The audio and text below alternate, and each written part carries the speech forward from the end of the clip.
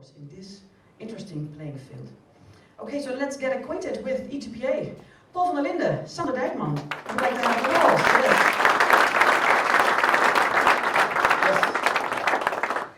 Well, how is it to see this all here today, Paul? I mean, you had a soft launch a year ago, and now this is the grand launch.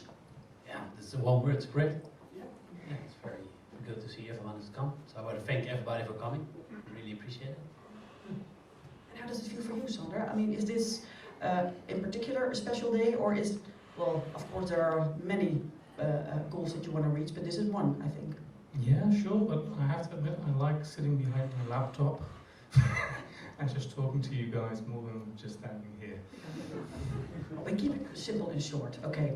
Paul, what is the driving logic behind ETPA? How did this idea came up? As an option trader, I already was acquainted with the introduction of alternative exchanges in the financial sector. So when Sander said to me that he wanted to start a new exchange, an alternative exchange in the commodity sector, energy, I thought, that should be doable. But did you know already how that should look like then? Little. We had to find out ourselves. Yes.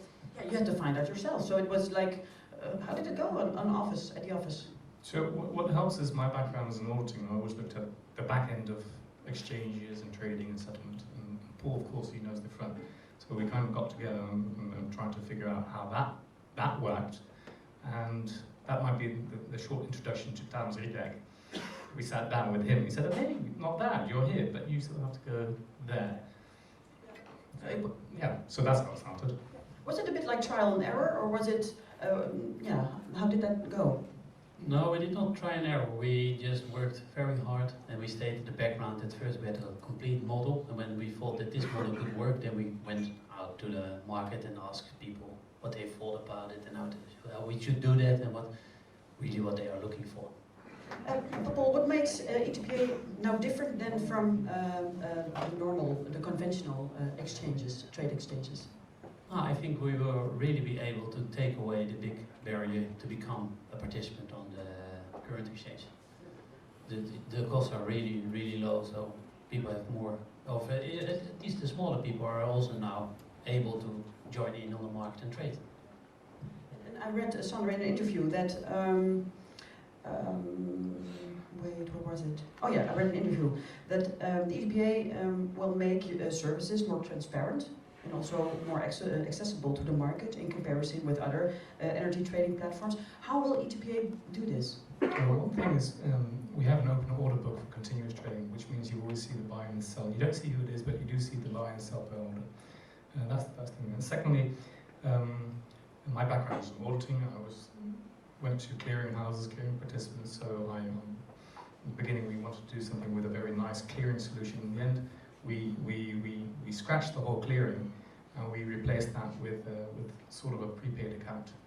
And with that prepaid account, we could eliminate a lot of the entry barriers for smaller parties to trade their energy. Have you any idea how many parties are already trading via ETPA at this moment? Not that many. No, we've got approximately 20 participants now signed. We've got a market maker now on the book that always makes sure that there's a buy and sell order per quarter of now. And we've got a few parties that are looking at the book, and we have a few parties that are still trying to arrange the single-sided transactions.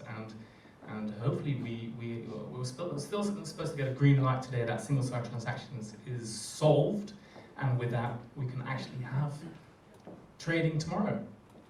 Yeah, and some bigger parties are already on board, like Vattenfall, for example, a few other names. Can you name them? Yeah, it's a little bit difficult to all new because we never have, but at least what I can say is that NG and E.ON are not a participant and the others are.